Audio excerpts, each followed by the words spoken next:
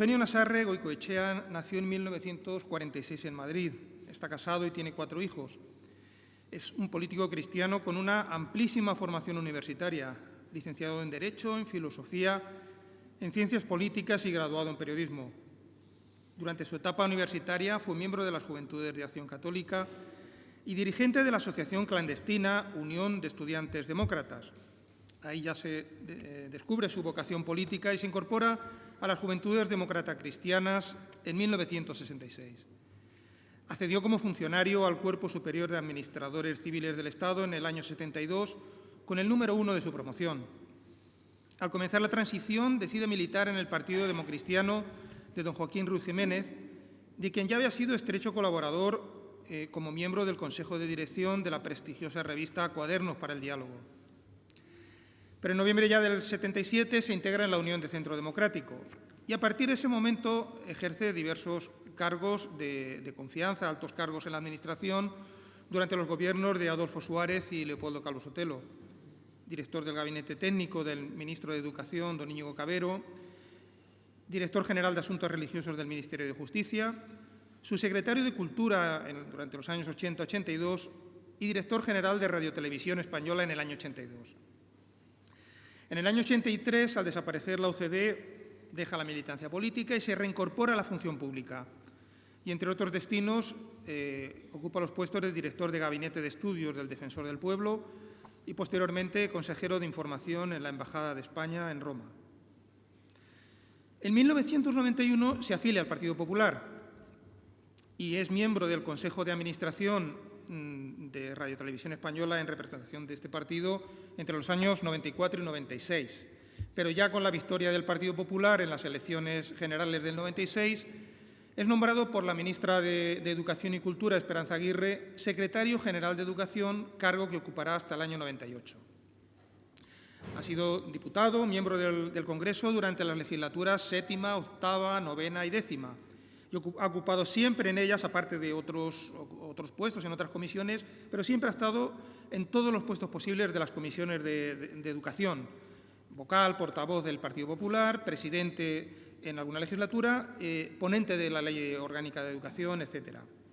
Actualmente es presidente del Consejo Federal Español del Movimiento Europeo, vicepresidente de la Fundación Valores y Sociedad, miembro del Instituto Internacional Jacques Maritain y pertenece a la Asociación Católica de Propagandistas. No es la primera vez que viene a Toledo como conferenciante. Yo tuve ocasión de escucharle hace ya muchos años en un salón de Caja Castilla-La Mancha repleto y recuerdo cómo me impresionó el testimonio de su esfuerzo por tender puentes con los cristianos de otros partidos para desplegar posibles iniciativas transversales y tal como nos confesaba lo extremadamente difícil, por no decir imposible, que resultaba. Ayer en el Alfa y Omega, el periodista José Luis Restán se hacía eco de la reciente entrevista en el Corriere della Sera al cardenal Ruini, que pilotó la Conferencia Episcopal Italiana durante los años 90.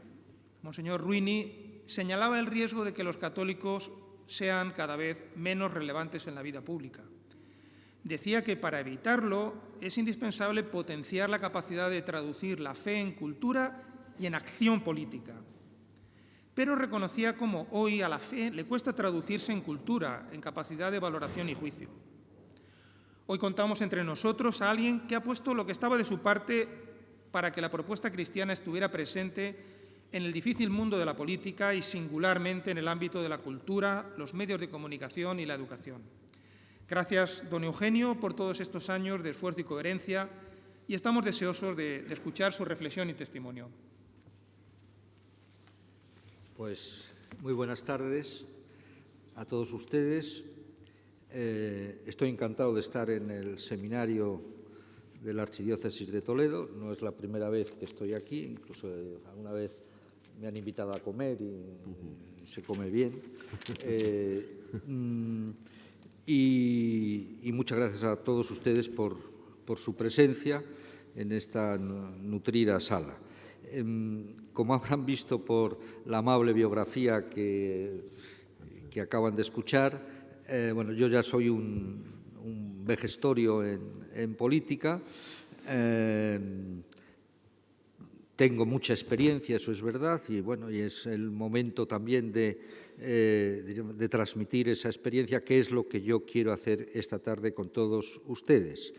El que yo en estos momentos ya no esté en la primera línea de la vida política activa, lo dejé en la última legislatura, que terminó hace un año y pico, no quiere decir que me haya retirado a casa a dormir en los laureles, ni mucho menos. Sigo estando en el ámbito de la sociedad haciendo lo que pueda en tres, se ha dicho aquí, en tres ámbitos. Uno, en el tema de la causa europea. Me han elegido de presidente de una asociación, en fin, que tiene una importante historia en la vida europea, que en la sección española, que es el Movimiento Europeo, que es la asociación que desde el año 48, vamos a cumplir este año 70 años de vida, se puso como tarea el defender una Europa unida, basada en los valores, en los ideales de la libertad, de la democracia, de la justicia, de la solidaridad. Tengo que decir que para los cristianos la causa europea es una causa muy nuestra, porque de los padres fundadores de Europa hay dos eminentes políticos, que son Robert Schuman, del famoso de la Declaración Schuman, y De Gasperi, el primer ministro italiano después de la Segunda Guerra Mundial, que tienen causa de beatificación porque eran unos santos, eran unas personas ejemplares de todos los puntos de vista. Yo lo que más deseo, ojalá me ocurra, nunca sé, los destinos son los destinos, es que si pudiera antes de morir ver la beatificación de algunas de estas personas, porque seguro que están en el cielo. La segunda cosa es que, como se me ha dicho, yo ahora soy el vicepresidente de una fundación que preside Jaime Mayor Oreja, Valores y Sociedad, que nos tenemos como ocupación principal la defensa de una serie de valores en el seno de la sociedad, sobre todo porque, bueno, en estos momentos todos somos conscientes de que vivimos una situación de dificultad. Y también esta tarea, extenderla al ámbito europeo, porque hoy día cualquier cuestión importante, no solo las de carácter económico, sino las de cualquier aspecto de la vida humana, se ventila en el conjunto de Europa. Ya no somos entes aislados. Bueno, tenemos la experiencia de la cuestión del problema catalán, del conflicto de Cataluña, de la independencia, cómo Europa ha sido decisiva o ha tenido un papel muy importante para desbaratar los planes del independentismo. Y la tercera actividad, al que también, en fin, dedico parte de mi tiempo, no está en la biografía, pero yo desde hace algún tiempo soy miembro del patronato de la Fundación de Educación Católica, que, como saben ustedes, es una institución pionera en España. Este año hemos cumplido los 25 años de existencia para acoger colegios con instituciones religiosas con algún tipo de dificultad, que no podían seguir, diríamos, la misión cuando se fundaron esos centros, esos colegios, y para procurar mantener la identidad católica en esos centros. En estos momentos esta fundación tiene más de 15.000 alumnos en 20 y tantos colegios de toda España y más de 1.500 profesores. Y bueno, eso es lo que a mí me permite, en fin, mantener los contactos y conocer de cerca los problemas que tiene la educación en España. Bueno, y yo de lo que les quiero hablar esta tarde es de tres preocupaciones que para mí son las prioritarias en el momento en que vive, en fin, España y la educación española, en el contexto en el que nos movemos. La primera, el problema de la libertad de enseñanza, que en estos momentos, como ustedes saben perfectamente, está en mayor riesgo o con mayor riesgo que algunos años de mayor, digamos, bonanza que hemos tenido. De nuevo se plantea, a mi juicio, como una cuestión crucial, tanto en relación con el hipotético pacto de la educación, que está en estos momentos, bueno, en la cocina, pero en fin, no sabemos si acabará metiéndose en el horno y cocinado. Sí les digo ya una primera observación preocupante en estos momentos en esa subcomisión que está en el Congreso de los Diputados, después de unos meses de comparecencias, etcétera, están ahora en una fase dentro de lo que sería la metodología del pacto, que es elaborar una serie de conclusiones o recomendaciones en las que se ponen de acuerdo los partidos políticos, que serían, hipotéticamente, las bases inspiradoras del pacto. Pues bien, ya se está votando las distintas cuestiones en esta comisión y las cuestiones que se han planteado en materia de libertad de enseñanza, ninguna ha prosperado. Ninguna ha prosperado. Por lo tanto, esa es la situación en la que nos encontramos. El segundo tema, o la segunda preocupación, es lo que yo llamo el problema de recuperar los fines de la educación. Es decir, qué modelo, qué finalidad, qué debemos defender en cuanto a fines de la educación. Y la tercera y última, el gran problema de la ruptura educativa que provoca unas consecuencias indeseables, nefastas para el quehacer educativo y en la que tenemos que ver cómo superar esas consecuencias y abordar qué propuestas que podemos hacer en ello. El tema de la libertad de enseñanza. Yo sé que ustedes lo saben perfectamente, pero bueno, voy a recordar lo que yo creo que son los aspectos esenciales del problema. Yo he dicho muchas veces que la libertad de enseñanza ha tenido la desgracia de ser la libertad más combatida por el pensamiento socialista desde el siglo XIX y menos amada y también incluso combatida por el pensamiento liberal. Por lo tanto, ha sido una libertad que a lo largo de cuando se van creando los sistemas educativos modernos en la Europa, de los que nacemos, que es a lo largo del siglo XIX, era una libertad frágil y endeble. Tiene esa historia y eso es una hipoteca, diríamos, para la libertad de enseñanza. ¿Por qué se produce esa hostilidad o no aprecio a la libertad de enseñanza en la Europa occidental? Bueno, hay un autor fundamental que explica esta situación, que es Fichte, en los discursos a la nación alemana, que son los discursos en los que nace el nacionalismo moderno alemán, el famoso discurso noveno, plantea el papel del Estado educador. Dice, lo más importante para la construcción de la nación alemana es crear el alma alemana. Y eso solo se puede hacer a través de la escuela, a través de la educación. Y, por lo tanto, la primera tarea que un Estado alemán, en fin, que represente el conjunto de la nación alemana, tiene que hacer es ocuparse, dominar, hacer que la escuela sea una escuela al servicio del alma alemana.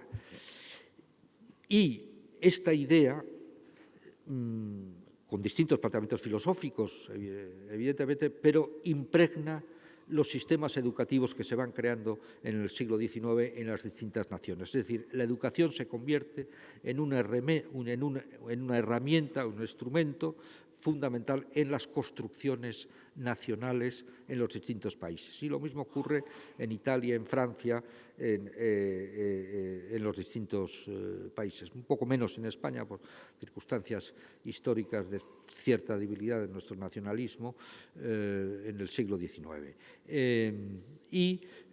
Eso hace que la libertad, es decir, que haya instituciones creadas por la propia sociedad que participan de la oferta educativa y que lo ofrecen, en fin, a las familias que quieran acudir con determinados idearios, son considerados como un estorbo para la construcción nacional. Esta es la historia educativa, de alguna manera, de un siglo y medio de Europa. Lo que ocurre es que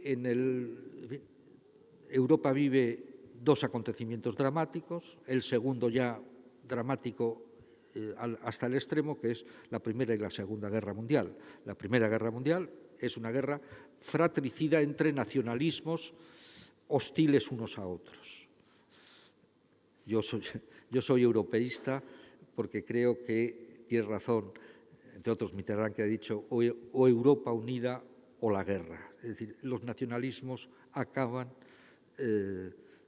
poniendo barreras al principio, creando odios y llevándonos a la guerra. Bueno, pues como resultado de la catástrofe de la Segunda Guerra Mundial, surge la necesidad de un orden mundial que ponga freno, que ponga barreras al Estado totalitario, al Estado que tiene que controlar todo y la sociedad. Y así surge la Declaración de Derechos Humanos de 1948 y surgen los pactos como continuación de la Declaración de Derechos Humanos de los años 65-66, tanto de los derechos civiles y políticos como socioeconómicos. Y ahí, por esa reacción, sí aparece el derecho, un nuevo sujeto educativo, que son los padres, el derecho de los padres a elegir preferentemente la educación, el tipo de educación que quieren para sus hijos, que es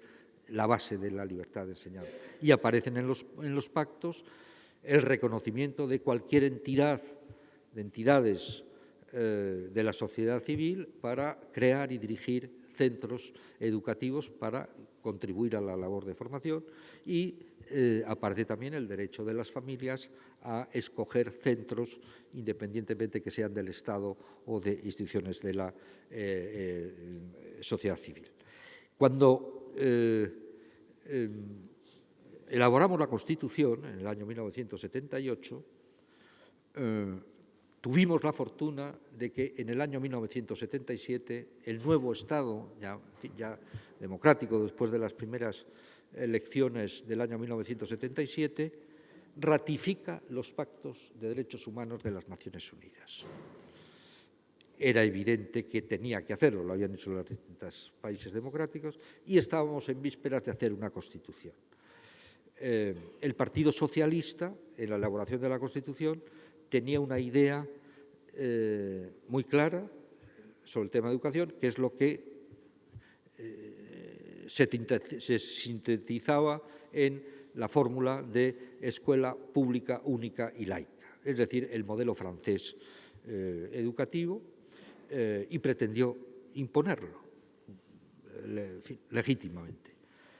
Y tuvo esa pretensión, y esa pretensión llegó al único momento grave, delicado en la elaboración de la Constitución, porque se rompió la ponencia constitucional en materia educativa. Lo digo esto para que veamos las dificultades que ha tenido para llegar a acuerdos o pactos.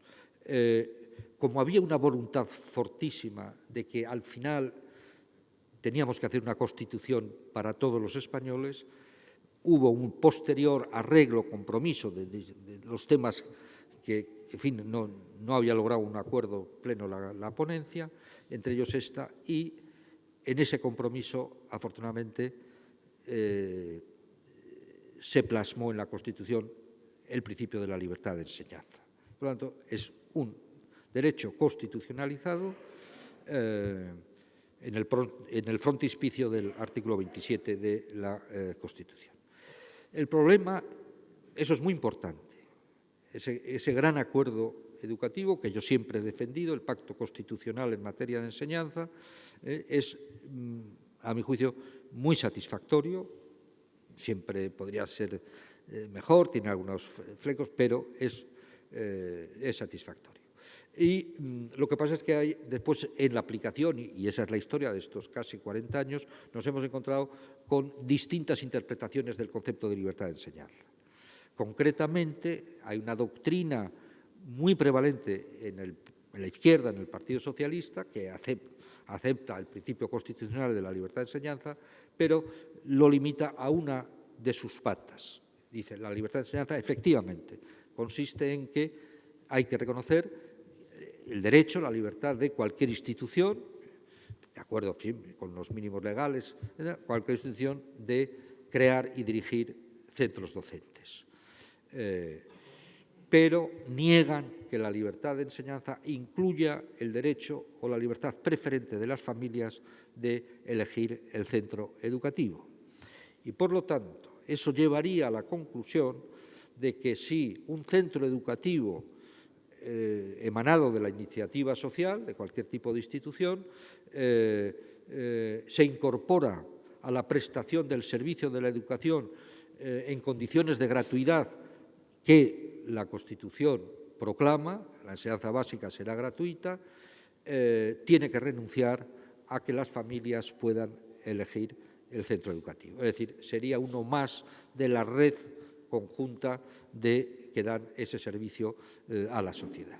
Este es en el fondo el pensamiento socialista, y cuando hay cualquier oportunidad para replantear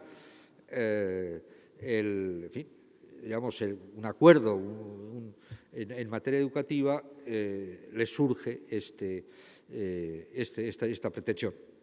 Ahora están en ella, lo cual quiere decir que eso exigiría, y a eso voy, el que, como pasó en la transición, una posición tenaz, con argumentos muy sólidos, entre ellos los pactos internacionales en materia de educación, la Declaración Universal de Derechos Humanos como elementos favorecedores y una demanda de la sociedad española, puede contrarrestar esa posición.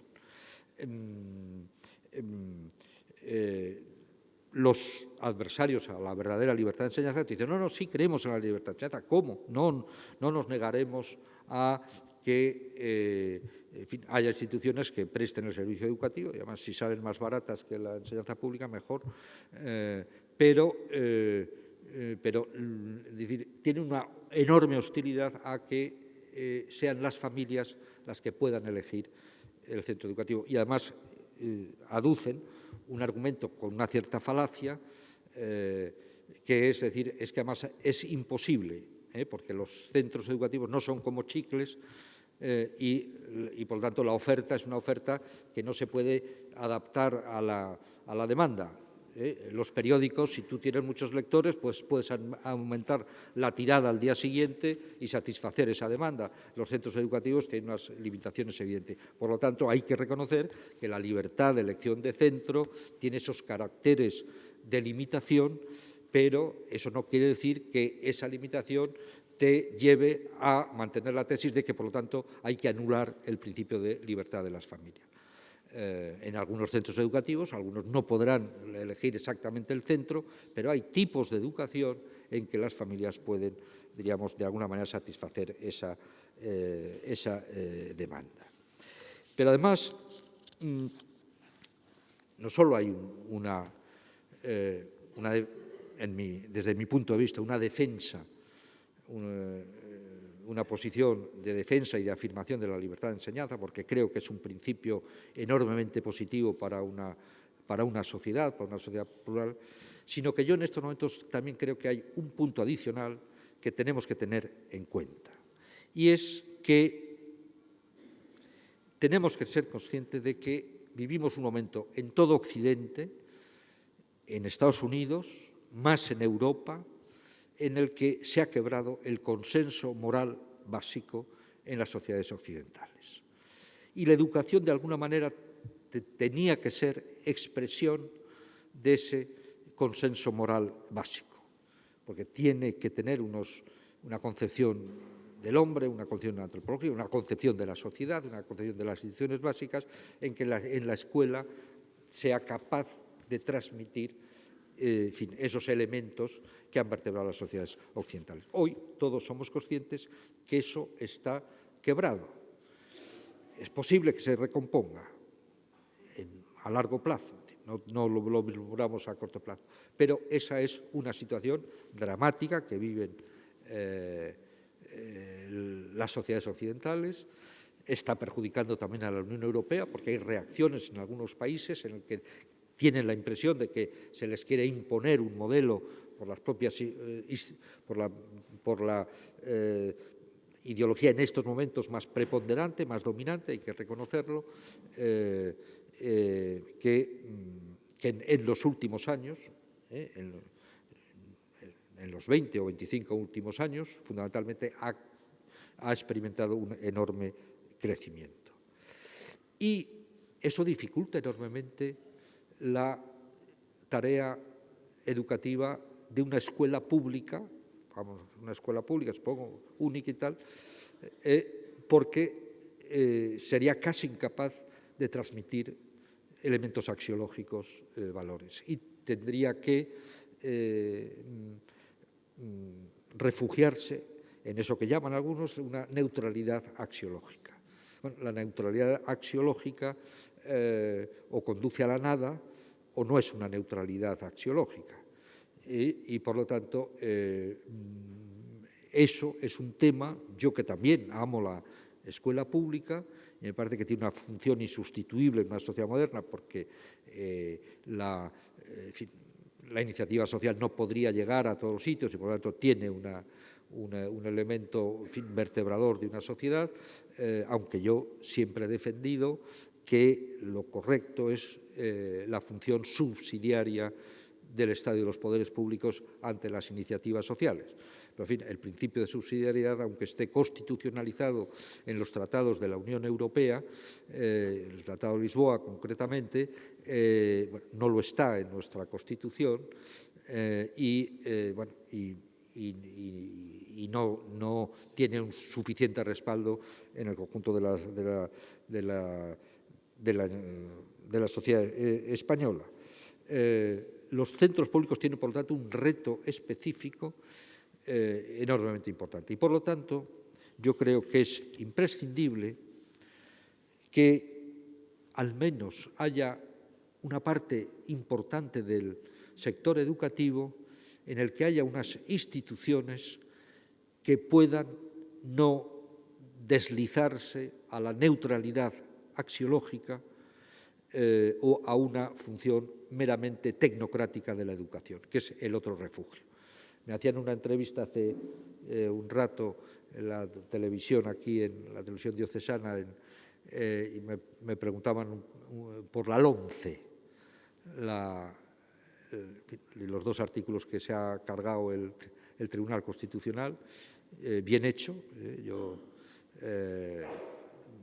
estoy de acuerdo con el Tribunal Constitucional y les decía, y se lo repito, yo dimití como ponente de la LOMCE por discrepancias profundas con la ley porque había caído en factores, en elementos tecnocráticos. Es una ley muy con espíritu tecnocrático y eso es lo que no necesita la sociedad española. ¿No? El problema de la digitalización del aula es importante y hay que hacerlo, pero no es lo fundamental. Tengo que decirles ya que desde ese punto de vista la ley, a mi juicio, más equilibrada y respetuosa con los elementos de libertad y formación integral fue la llamada LOCE, la del año 2004, que desgraciadamente prácticamente no pudo entrar en vigor porque la suspendió el gobierno de Rodríguez Zapatero. Bueno, y así paso rápidamente al segundo punto que me gustaría decir un par de cosas, que es recuperar los fines de la educación. Yo, en la Fundación Educación Católica, tenemos contacto con los equipos directivos, yo doy la tabarra en este tema insistentemente. Es decir, los educadores que están aquí en esta mesa saben que la educación es un arte, y es un arte extraordinariamente complejo, difícil, pero que Maritain lo situaba dentro de la órbita de la filosofía práctica moral. Tiene un elemento moral insustituible. El educador no es un técnico que expresa, da solo transmite los conocimientos a sus discípulos, sino es algo más en el conjunto de la educación. Y tomando de referencia en este punto un conocido libro que aconsejo su lectura, si no he hecho, de Jacques Maritain, La educación en la encrucijada, lo hizo al final casi de la Segunda Guerra Mundial, cuando ya era previsible que las democracias iban a ganar la guerra, los totalitarismos, se plantea qué hacer con la educación y dice algunas cosas que vienen muy para el momento. Dice, bueno, lo importante, sabiendo las dificultades de lo que es la educación, podemos caer en un error fundamental, y es centrarnos solo en los medios, en mejorar los medios y los métodos, si eso significa que nos olvidemos de los fines de la educación. Ya en aquel momento esto ha venido aumentando, los métodos pedagógicos, eso parecía que los recursos educativos, eso parecía que eran la preocupación que en esos momentos se tenía. Y esa advertencia de Maritain está muy bien puesta en razón. Claro que tenemos que mejorar los medios, claro que esa es una labor incesante del pedagogo, pero en el frontispicio de la tarea educativa de cualquier institución educativa tiene que estar el fin de la educación. ¿Y cuál es el fin de la educación? Pues todos lo saben ustedes perfectamente, pero hay que repetirlo. Es simplemente ayudar y guiar o conducir al niño, al discente que está en proceso de maduración, a lograr su plenitud humana de la mejor manera posible. Es una tarea de humanización y por eso la formación está mutilada totalmente si no tiene esa concepción de carácter integral. Y es un proceso ascendente en el que hay que seguir, es decir, las distintas etapas del alumno para que vaya elevándose en el conocimiento de la verdad, de la ciencia, el descubrimiento de la realidad, en darle elementos de comprensión de la sociedad en la que va a vivir y va a ejercer su libertad. Y este segundo tema es también muy importante. Es decir, el primero, desde luego, lo es. La escuela no puede dejar de proporcionar los conocimientos indispensables sobre el mundo, la naturaleza. El segundo, que es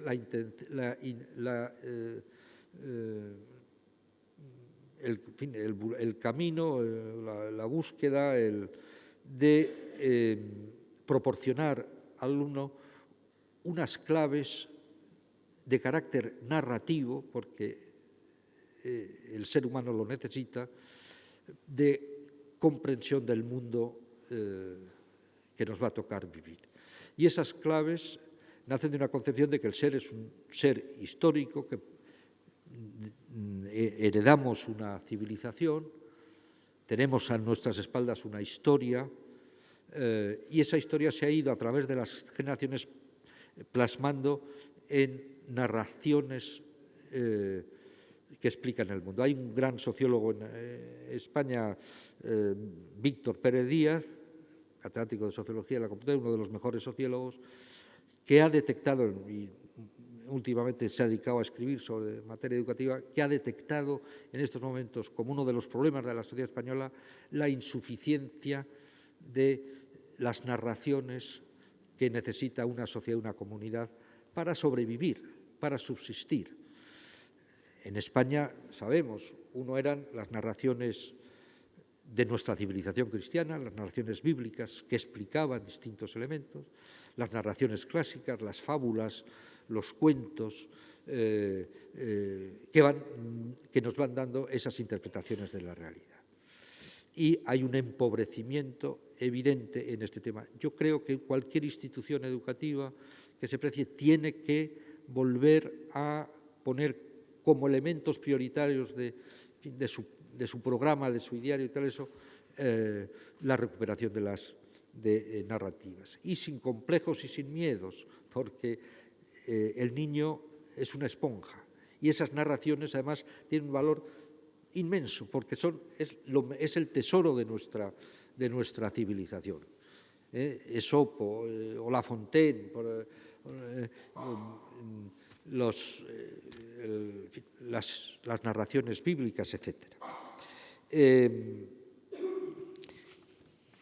El problema, y en tercer lugar, en los fines de la educación, hay que la plenitud humana, lograr esa plenitud humana de la manera, en fin, siempre imperfecta, es un aprendizaje para el ejercicio de la libertad de la persona educanda. Educar no es domesticar, evidentemente, eso está claro, pero tampoco puede haber una neutralidad moral o axiológica en este punto. Y sobre todo porque somos herederos de una tradición que en fin, para la civilización europea ha sido fundamental, que es el descubrimiento de Aristóteles en la Ética a Nicómaco, que sería un libro que tenía de obligada lectura a cualquier docente que ejerza su profesión. Aristóteles descubre que las virtudes pueden ser objeto de aprendizaje. Y por lo tanto que el aprendizaje en virtudes es algo posible, conveniente y, digamos, incluso necesario. Y hay un camino de la educación moral que se va desarrollando. Y por lo tanto, ese camino de la educación moral en estos momentos consistiría, a mi juicio, en preparar de manera lo más excelente posible, ese es el concepto de virtud, al alumno al ejercicio de la libertad que va a tener en grado máximo, en grado sumo en la sociedad que tenemos, y una libertad que tiene que ejercerse responsablemente, que no es otra cosa que aceptar, decir a cada acto tiene consecuencia, cada acto tiene unas consecuencias y hay que saber, cuando tomas una decisión, qué consecuencias tienes para ti, para los demás, etcétera. Eso es lo que yo creo que consiste en la tarea educativa. Pero la experiencia educativa, y con esto acabo este segundo punto, se basa en, todos lo saben ustedes perfectamente, y quiero nada más hacer una minúscula reflexión, en una experiencia que consiste en una relación basada en la profunda desigualdad que es la del maestro y el discípulo, o profesor y discípulo. Yo recuerdo que don Pedro Laín Entralgo, el famoso rector de la Universidad de Madrid, decía que había dos relaciones que son, por su propia naturaleza, desiguales, no se pueden igualar, que es la del médico y el enfermo y la del profesor y el alumno. La relación del médico y el enfermo se basa en esa frase tan castellana que es «me pongo en sus manos, doctor». me pongo en sus manos, doctor. Es un indigente que viene a una persona que le puede curar, le puede sanar, por sus conocimientos, y el alumno, la relación es lo mismo, es un indigente que no sabe, que no solo que está en proceso de maduración, y se pone en manos de una persona capaz de conducirlo. Y por lo tanto, el elemento fundamental de esta relación es que el profesor esté dotado de autoridad. Y la autoridad, hasta el momento de esta crisis educativa que vivimos, estaba basada en una cosa, lo dice Massimo Borghesi, el otro autor italiano que ha escrito sobre la crisis educativa que vive Europa. La autoridad del profesor se basa en que el que es el depositario de una tradición, es el testigo. Y, una palabra bella, la educación no es más que un testamento que unas generaciones anteriores van dando a las generaciones siguientes. Y el maestro tiene que asumir esa función, lo cual no quiere decir que no tenga un papel creativo, que haya que innovar, etc. Toda la tradición es una innovación creciente, pero tiene que saber que, en contra de las pedagogías constructivistas y tal, que han tenido tanto predicamento en los últimos años, la educación tiene ese elemento fundamental de ser un depósito. Y de ahí la importancia, como elemento fundamental para esa capacidad, la importancia de lo que hemos llamado las humanidades, que tiene que ser, hay que recuperar su prestigio y considerarlas un elemento vertebral de la enseñanza. Aquí ya mis últimas observaciones, la ruptura educativa. La crisis basada en ese fenómeno que se ha producido en Occidente, que es la ruptura educativa. Bueno, dentro de muy poco vamos a celebrar el 50 aniversario del Mayo del 68 francés. Y es motivo que nos puede dar lugar a reflexiones. Yo recuerdo, yo terminaba mi carrera, mis estudios el año 68, con 22 años, un chavalín. Me fascinó el Mayo del 68 francés, estaba en el último curso de carrera y el día en que me examiné de mi última asignatura, un grupo de amigos cogimos el tren de Madrid, el nocturno que llegaba a Austerlitz en París, la mañana siguiente, a ver qué había pasado en el Mayo francés. Y bueno, pude ver los grafitis, el Odeón, donde se habían producido aquellas manifestaciones y tal. Y pronto me di cuenta que por lo que habíamos luchado los estudiantes en aquellos años en las universidades, no tenía nada que ver con el Mayo francés. Nosotros luchábamos porque creíamos que no había libertad suficiente en España, porque queríamos que los gobernantes se eligieran democráticamente, queríamos una universidad no sometida a la política y tal, sino más autónoma, más libre, etcétera, lo que ustedes saben. Y el Mayo francés era otra cosa. Y yo me distancié. ¿Por qué viene a cuento esto? Porque el Mayo francés, las pretensiones, en fin, llamémoslo entre comillas, revolucionarias de aquellos jóvenes que, bueno, pusieron en jaque al Estado francés, fracasaron todas. En el orden socioeconómico, bueno, no tuvieron el menor efecto. Los propios sindicatos dijeron, no, esto no tiene nada, en fin, estas utopías nos llevan al desastre, pero sí tuvieron un efecto importante, que es en el ámbito educativo.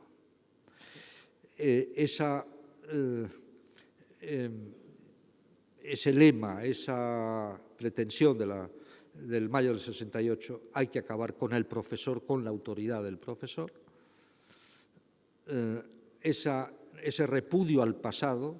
Nosotros no podemos estar condicionados a una herencia que al final es una hipoteca y nos constriñe. Somos más libres, renunciemos a eso. Bueno, eso se fue instalando, eso sí ha tenido éxito y en el mundo educativo, de una manera paradójica y sorprendente, ha sido asumido por muchas corrientes pedagógicas, por muchos profesores, etc. Hay que aceptar que ya la autoridad, es decir, el autoritarismo, en fin, hay que abolirlo, etc. Y, sobre todo, la ruptura con el pasado, la ruptura de elementos de una sociedad que se renuncia a ellas. Bueno, algunos de ellos efectivamente se puede renunciar, y por lo tanto la ruptura generacional con los padres, etcétera, ya no.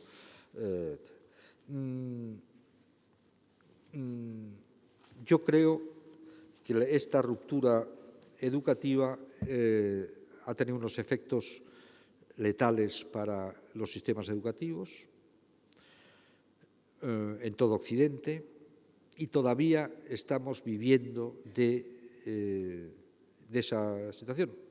Cuando el famoso Cohn-Bendit, que en estos momentos es un ya venerable eurodiputado en el Parlamento Europeo, ha renegado de los planteamientos. Es decir, éramos unos comentarios, estábamos equivocados. Bueno, ha tenido esas consecuencias. Y yo creo que eso ha debilitado la tarea educativa y tenemos que reaccionar. Y ya con esto termino. Yo qué modestísimos consejos, diría, o observaciones haría en estos momentos. Primero, ya lo he dicho anterior, en la sociedad española sería malísimo un retroceso de la libertad educativa que en estos momentos, por lo menos con todas sus deficiencias, tenemos. ¿Y para qué? No para cualquier cosa. Para una cosa que un sector que representa en Castilla-La Mancha mucho menos, bueno, pero está muy desigualmente repartido en España, pero que en el conjunto de España representa un 33%, un tercio del conjunto de la población escolar, 2,7 millones de alumnos, cerca de 3 millones, son muchos, se plantee una misión específica en estos momentos en la sociedad española, no solo como contribución al bien común de la sociedad española, y también para salvar cara al futuro los elementos, diríamos, del sistema educativo que hemos creado, que es fortalecer la institución educativa. Instituciones educativas débiles son en estos momentos incapaces de realizar esa tarea de que llegue de la manera más imperfecta, lo sabemos, pero plantearse los fines de la educación, una formación integral. Las instituciones educativas, los centros educativos, no son como las gasolineras en las que uno coge gasolina en la primera que se la encuentra y tal. Tienen que ser elementos que tengan su propia personalidad, su propia identidad, que tengan, que ofrezcan algo que resulte, por lo menos para un sector de la sociedad española, algo atractivo que está de alguna manera necesitando la sociedad española. Esas instituciones educativas fuertes se tienen que plantear 2 o 3 temas. Uno es también la comprobación de mi experiencia, equipos directivos fuertes. Y por lo tanto es extraordinariamente importante esa formación de directores de equipos educativos que sean capaces de animar, orientar, crear una buena programación educativa, el espíritu, en fin, de equipo, de colaboración de todo el conjunto del profesorado, porque todos sabemos que las dificultades son enormes. Y tiene que plantearse también el problema de las relaciones con las familias. Todos sabemos que la buena educación necesita una alianza familia-escuela. Y aquí también hay dificultades, porque uno de los dramas de esta historia de nuestros últimos 20 o 30 años, en fin, con el vendaval del mayo del 68, es una crisis de la familia en su función socializadora educativa. ¿Por qué? Por perplejidad. Y cuando se está en una situación de perplejidad, uno renuncia. Y esa perplejidad hace que la institución educativa tenga con sabiduría que compensar esas deficiencias de las familias. Y sabiendo también que esa relación familia-institución educativa, por una parte, la institución sabe que la familia de alguna manera ha depositado su confianza en sus hijos, de sus hijos en ellos, si no, no hubiera elegido ese centro educativo. Pero la situación de perplejidad hace que sea inevitable que sea una relación con tensiones. Y la institución educativa tiene que saber gestionar esas tensiones. Si renuncia la institución educativa y se rinde a las tensiones, es decir, solo quiero satisfacer al cliente, está perdida. No es satisfacer al cliente, es defender el grado, en fin, la función educadora que corresponde a la institución, al centro educativo, y hacer comprender a las familias, cosa que no ocurría, bueno, en épocas de mis padres, etcétera, ese tema no existía. El padre creía que había que confiar ciegamente en la institución educativa y además cooperaba porque había la misma, diríamos, sintonía axiológica. Este es uno de los problemas que hay que plantear. Bueno, y acabo ya. Nos esperan tiempos apasionantes. En la vida política, la complejidad de la vida política hace que cualquier ley educativa que se vaya elaborando, lo que hay que intentar es evitar que produzca males que impidan a un centro educativo, a un instituto educativo, educativo cumplir su misión. Es un elemento, yo creo, que tenemos que tener claro. Yo, en mi muy modestísima función en estos momentos, con los que han sido compañeros míos en la vida política, etcétera, es lo que estoy en estos momentos defendiendo. No asfixiemos la libertad. Se está intentando asfixiarla. Las leyes estas, basadas en la ideología de género y todo eso, quieren asfixiar a los colegios, a los centros educativos.